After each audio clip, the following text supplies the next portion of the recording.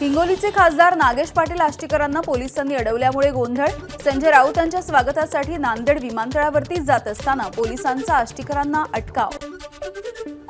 परळी विधानसभेसाठी काँग्रेस आग्रही। राजेसाहेब देशमुखांनी शरद पवारांची भेट घेत केली मागणी।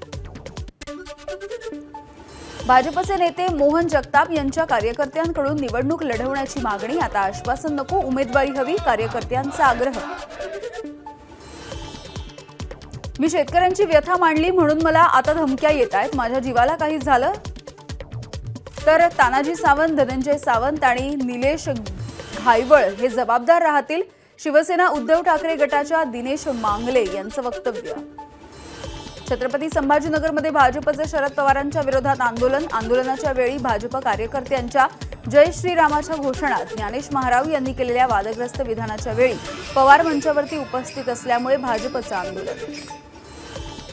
जालन्यामध्ये मध्यरात्री घर आणि गोडाऊनला आग। आगीमध्ये घराचं आणि गोडाऊनमधल्या मालाचं मोठं नुकसान। सुदैवानं जीवितहानी नाही। परभणीच्या रावराजूर गावामधल्या महिलांनी एकत्र येऊन बंद केली अवैध दारूची विक्री। विक्रेत्यांना तंबी देऊन केलं पोलिसांच्या स्वाधीन।